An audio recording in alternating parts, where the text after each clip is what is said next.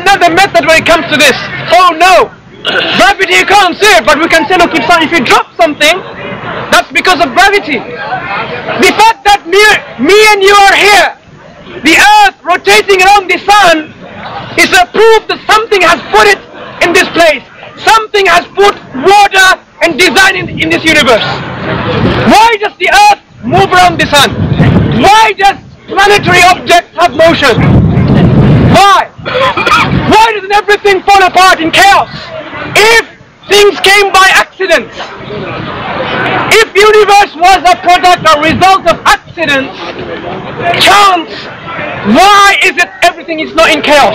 Why is it that your eyes are hugely complex, orderly designed? Why doesn't your eyes hear?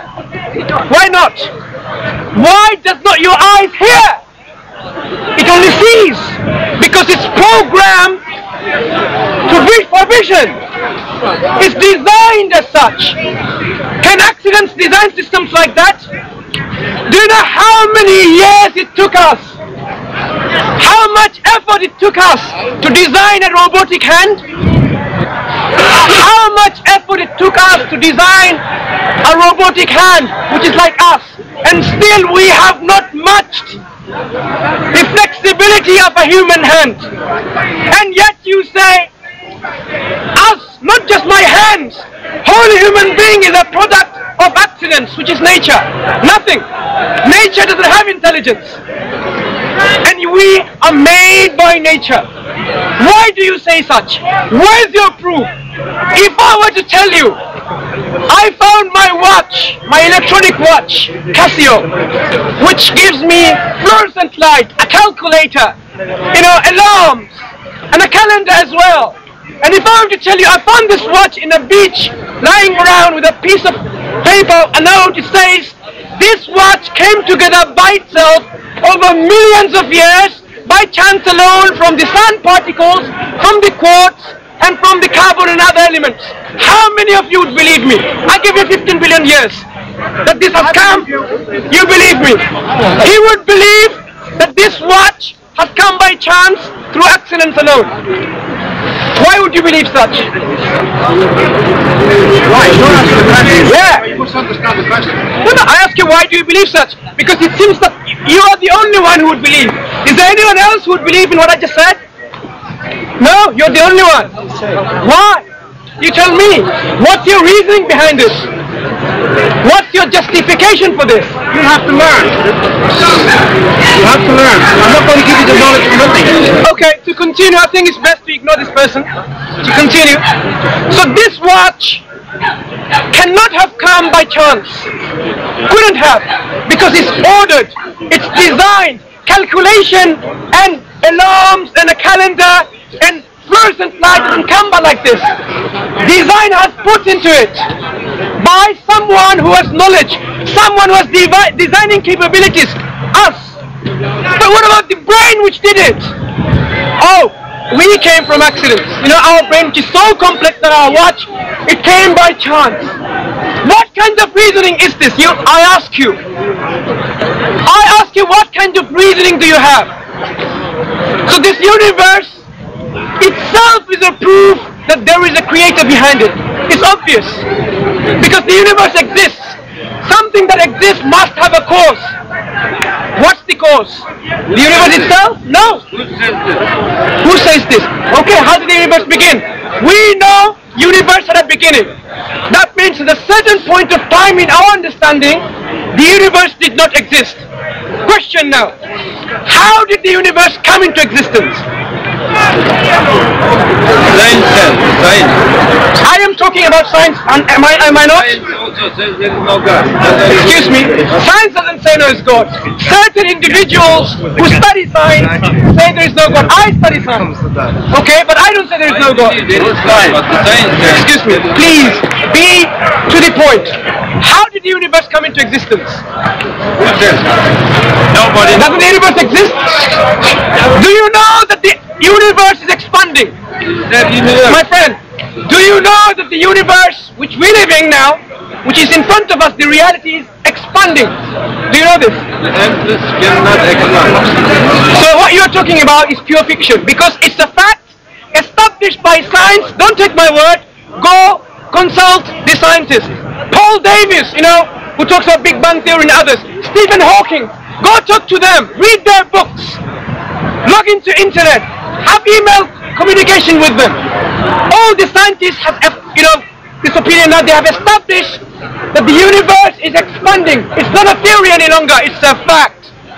What happens if something expands? If you go back time, something was not that expanded. That means it was less expanded. Eventually, if you go back time, the scientists say the universe was condensed in a singularity.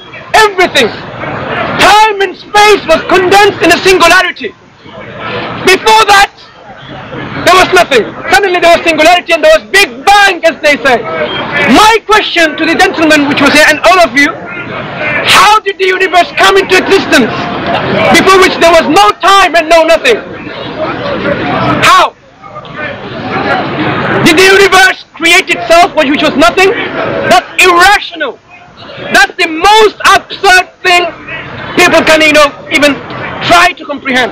Because if something was nothing, didn't exist, it cannot come to existence. It's mere foolishness. Something other than the universe must have brought this universe into existence.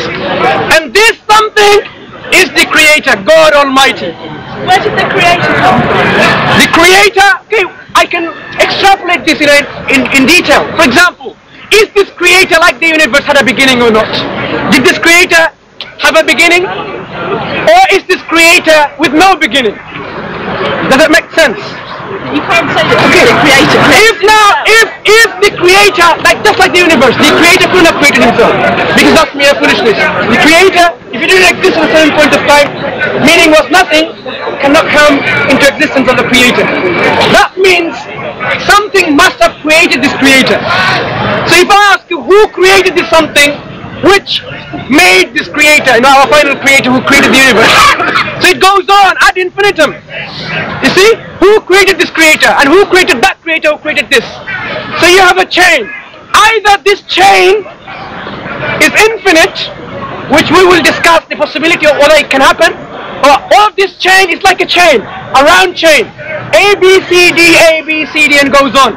Or this chain must terminate, meaning this chain had a beginning, before which there is no others, meaning the ultimate cause, meaning the one who did not come into existence. So let's take the first possibility, ad infinitum. Imagine now,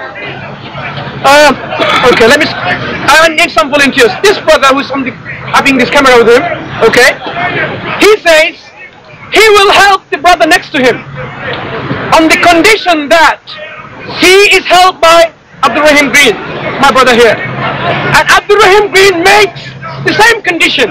He will help him if this brother helps him. And it goes on, and goes on. Do you think this brother, besides the cameraman, would ever be helped? No, because it's never ending. But the fact that the universe exists, meaning the action has taken place.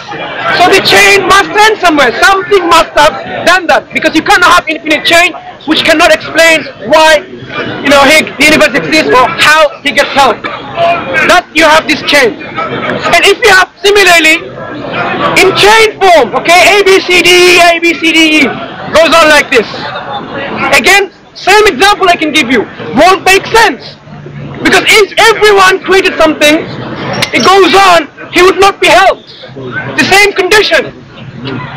Same condition. So the chain must end somewhere. Now we limit it to two persons, two creators, let's say. This universe was created by creator B, who was created by creator A. Now between you and me, we make this condition. I will lift this end up of this battery on the condition that you lift the other end up before me. And you make the same condition. You will lift the other end on the condition that I lift this end before you. Would that ever be lifted? Because my lifting of this depends on your lifting, and your lifting depends on me. See, it will never be lifted.